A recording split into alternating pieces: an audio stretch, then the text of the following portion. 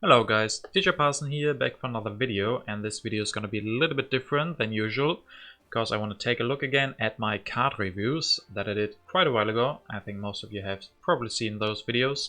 They were some of the first videos that I've done, so the quality isn't as high as I think I have at the moment.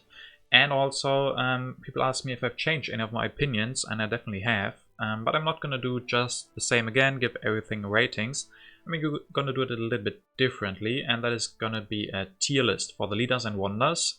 And we're going to do that after having a quick look again at what the ratings were that I gave to the cards last time. So here you can see all the HA civil cards and my ratings that I gave in the last video. And I mean, in HA we don't have any technologies. I'm going to go over the technologies in the future videos for H1, 2, 3. But here, I think the yellow cards have not really changed for me. Engineering Genius is still the best.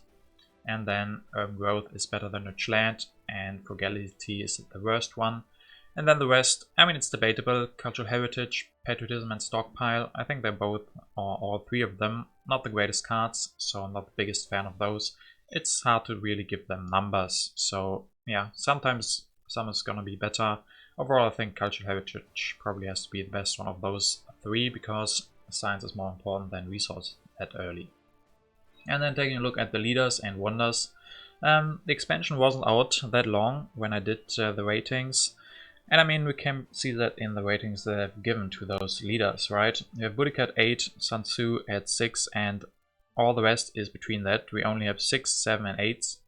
And the wonders also don't spread out as much as the older leaders and wonders. So I think that is definitely something I will have to improve on in this video, but that's where the tier list will come in quite handily. But yeah, this sets us up for a nice overview of how the ratings were last time. And now it's gonna be a tier list that I'm gonna make. And you guys can see that here. And if you don't know tier lists, it's pretty easy. We have tiers from S to D, or basically from A, B, C, and D, and then the top tier is always S for some reason. And then the D is going to be the worst one, so the worst cards, and then we're going to go from there to the top and see which ones I like the most. Guys, always remember, through the ages is all about the current situation where you're in, and even the leaders that I'm going to put in D, they can have their moments, they can still be good, and at some point you're going to pick them up.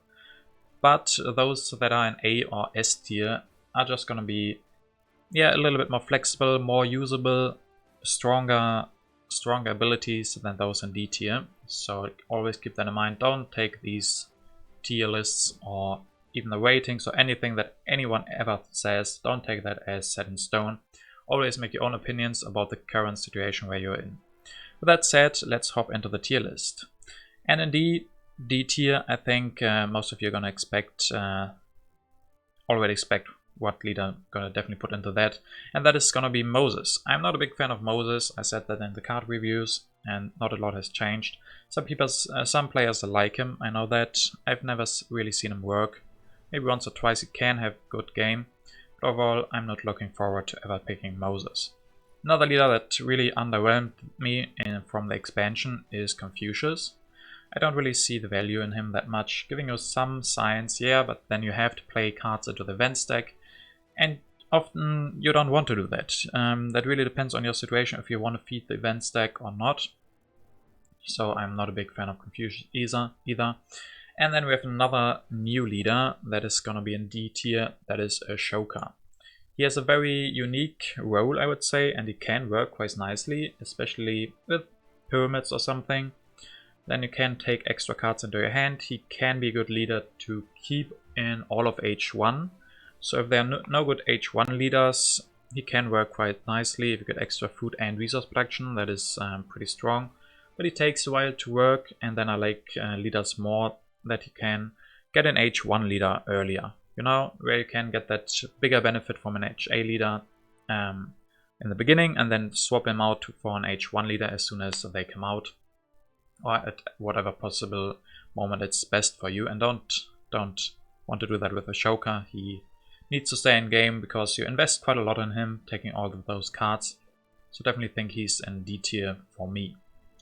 Then going up to C tier, I would say there's Homer. Homer definitely is in C tier for me. The Happy Face is good sometimes, but not as much. In the expansion overall, Happy Faces are easier to come by. Bread and Circuses got quite a lot stronger, so especially if there's Pierre de Cabotin in the game, Homer seems a little bit wasted because you can get Happy Faces from other sources. And then the rest of the abilities, getting extra resources to get those warriors out or something, you very rarely use that. So I think Homer is really situational. If you're in an arms race or something, if you have to defend, like against a player who went for Caesar and Colossus, then it can be good to have Homer, get those warriors cheaper and save those resources, but overall he's not the strongest leader for me. Then another one that somewhat doesn't feel as strong as I would have liked her to be is Boudica. I rated her quite highly when the expansion came out, I think. But yeah, she underwhelms quite often, I think. She gets countered easily by Sun Tzu or Alex and even Caesar and some wonders like the Colossus. So I'm not a big fan of hers. She can work nicely, but even if you get one science production each turn, that is delayed by one turn because you only get it after you have elected her for the next turn. And yeah, choosing what you want can be pretty nice. And those 2 resources for military can also be strong, but somehow she feels not as good as I would hope that she would be. Another one is Caesar. The buff definitely helped him. He's a lot better than he used to be. It can be quite fun, but he's still in a spot where you have to make something out of that. He is good for the deck control, but if you want to control the deck, then there are other leaders for that, especially Sun Tzu. He does that better, drawing more cards and having better uses for them, I think. Caesar can still work like in very early aggressions with the Colossus or something.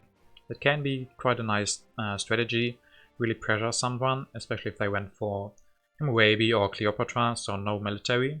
Then it can still work, but he's more of a niche leader that can have his moments, but isn't as flexible.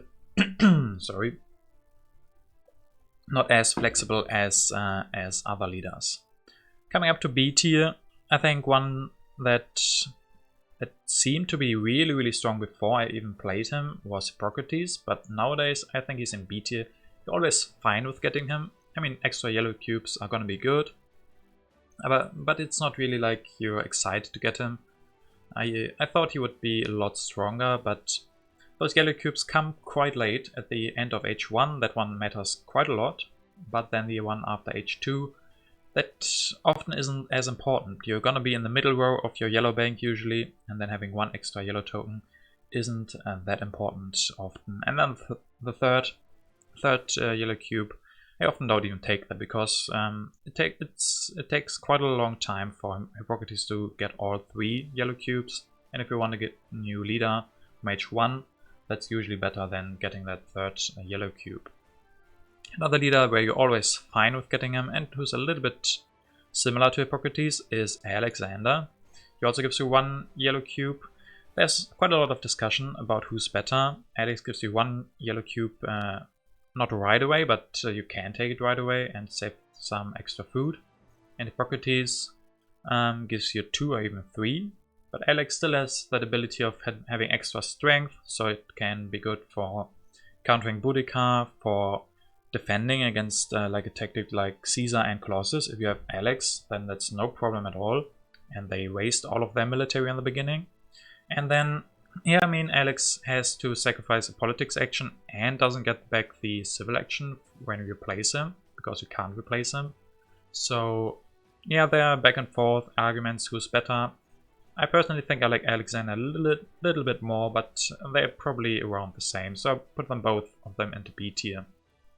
Another leader that is very solid, you often are okay with taking him, is Aristotle, I think. I'm not the biggest fan of Aristotle, have never been, because he's another one where you don't get something immediately. You have to, yeah, if you get a new leader early, then it feels like he didn't do a lot. You want to take a lot of cards. We've seen at some games where he really worked nicely. I think especially with permits, he's still very, very strong. But sometimes your hand size is really limiting. There are no good techs to take.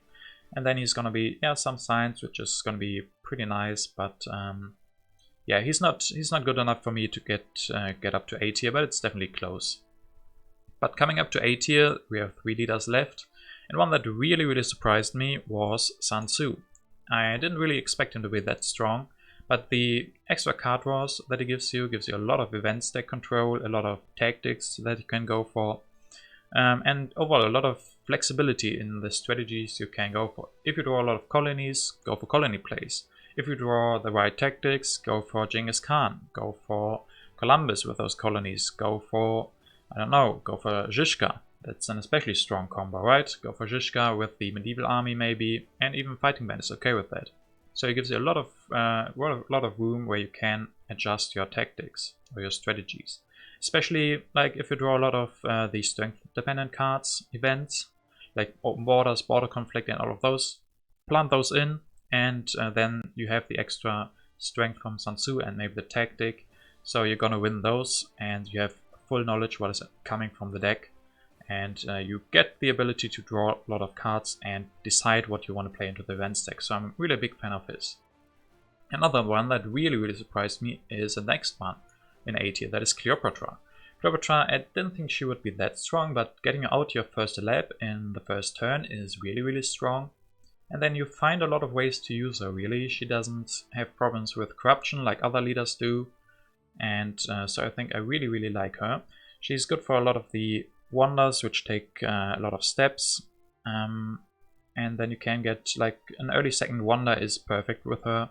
Like build your lab first, then build the 3 steps of the wonder, so we've saved basically 3 or 4 resources by that point, and then she has really paid off and feels really, really strong. With that said, let's look who's coming up to S tier. I guess you guys know there's only one leader missing, and that is Hammurabi. And this just shows you how strong he was before the expansion. Even with this buff he has gotten, he still lands in S tier for me. He's still the most flexible, and I mean, if you're not first player, he can be a little bit dangerous, and he can be countered. Like if someone goes to Hammurabi, you can go for Caesar and Colossus, or basically any of the strength leaders. Mainly Caesar and Sun Tzu can really be a big problem for Hammurabi. But Hammurabi also got a new nice wonder that he can team up with. Basically, almost all of the wonders. Colosseum is really good because you get another military action. So Colosseum and Hammurabi is a really strong combo. And then Rome Roads needs a lot of steps, and Hammurabi gives you a lot of civil actions, so that is a good combo as well. And Stonehenge also with 4 steps. So I think the new wonders work really nicely with Hammurabi. So that negates the nerf that he got just a little bit. So I still think that he's my favorite leader. That said, these are probably mostly applicable to 1 vs 1s. If we would change it up for 3 and 4 players, things would look a little bit differently. And Hammurabi is not as strong in 3 and 4 player games, I would say. In 4th position you can't really go for him, he would be way too dangerous. And that might change stuff just a little bit. Tell me what you think about these leaders for now. In the comments you can give your own ratings, and then we can discuss where I might have my own preferences, where you like your wonders to be, or your leaders, and that is going to be a nice discussion, so let me know in the comments. With that said, let's go into the wonders. We're going to do them as well. And starting back again in D tier, I have to put Hanging Gardens there. The buff that it got with the 2 extra food, that doesn't do enough to put it any higher, I think. Still, the food often even just lies around where you don't need extra food. It can cause corruption issues, so we just change 2 food for 2 resources, then that feels really, really bad. It is a big target for the losing that to the event, the the event that destroys an HA wonder or H1. So then you need Happy Faces really, really badly. That is a big problem. So, and you don't need the second Happy Face that early. So I don't think it's a good wonder. So putting that into D tier seems right. Another one from the expansion is Acropolis. Acropolis is interesting, but you're not gonna get a lot out of that. Getting another urban building limit, that might be important for the very, very late game. I think it's very fun going for Acropolis. I mean, some of you maybe have seen my 5 Bread and Circus game with Pierre de Coubertin. That was quite amazing. I like having that wonder in there, especially for like the challenges. Against the AI, it can be really, really awesome to go for Acropolis. But as a competitive wonder, it can't really hold up. You're gonna get out, maybe you can go for a third lab early, so you use the urban building limit, and then you're gonna save some science for the government form. But usually you don't want to go for several governments, usually 1 or 2 is enough, and then Acropolis doesn't give you that much. So D tier seems pretty fitting for that. In C tier, I think one wonder that I thought would be a lot better, but turns out it isn't really, is Stonehenge. Stonehenge, 4 steps is quite costly, and 6 resources with that as well, so it doesn't even get the small buff that Rome Road has, that it costs 1 resource less than the others. And it is quite hard to use. It is a big danger with the Dark Ages, the new event that destroys your science. And then the Happy Face. I mean, Happy Face from an HA wonder is never bad, but also isn't that impactful anymore because there are new source of Happy Faces, especially, as I said before, Bread and Circuses. And so it doesn't feel that strong. It can still be quite good, but the problem is you have to decide to take Stonehenge quite early. And then if you don't get a nice tech that you can go for with that, it doesn't pay off. I mean, with Code of Laws or Monarchy, if you get those early, Stonehenge can be pretty nice. But if you don't get those, and you don't know if you're gonna get those, it's just sitting around your science. You don't need that much science. You can use it to go for Iron, maybe 1 turn earlier, but usually you have enough science to go for these crucial techs. And then if you go for Stonehenge, you're missing the resource to upgrade, so you really, really want those extra civil actions from Code of Laws or the Monarchy. So yeah, Stonehenge doesn't seem that strong. Coming up to B tier, one that I valued a little bit too low last time is the Colossus. The buff was quite significant, I would say, drawing extra military cards, and H2 that really helps with the tactics that you can draw, so that is really, really helpful. And then H3 cards, H3 military cards can be very, very strong, either for the wars. If you want to go for wars, drawing 1 can be deciding of the game. If you don't get it, you might not go for the war, and then you're gonna lose. But if Colossus helps you with that, that is really, really a big buff. And of course, the impacts as well, drawing some extra impacts, seeing more cards, what you can prepare for, I have to prepare for, and whatnot. So I really like that as well. So really nice buff, and I think that makes Colossus a pretty good wonder, especially in 1 vs 1s where military early might bring you a little bit more than in more player games. Also, I'm really struggling with this decision, but I'll have to put pyramids there. They're still pretty good, so it feels pretty bad to put them on B tier, but yeah, there's so many good wonders still to come that I couldn't put it any higher into A tier. Pyramids, maybe that just seem a little bit boring. They're still very good, getting another civil action, but yeah, the other wonders to come, they just are a little bit more flashy. I mean, you can see that from the cards. Pyramids doesn't even have a text, just the civil action. So maybe sometimes we underrate that, but overall I would say it's not quite as good as the other ones. Probably a little bit better than Colossus, but yeah, still probably putting them both into B tier. So going up to A tier, who's gonna make it to S? I don't know yet, but in A tier we have the Colosseum. Colosseum is a pretty nice wonder, giving you the military action, especially good with Hammurabi. Can delay getting another military action because you guys know the 3rd military action is really, really important to draw extra cards. So it gives you that, it gives you a happy face, that's not bad, and then some science and culture, so it gives you quite a lot of different stuff. But the biggest probably is the military action. That can be very, very nice, and it's quite solid.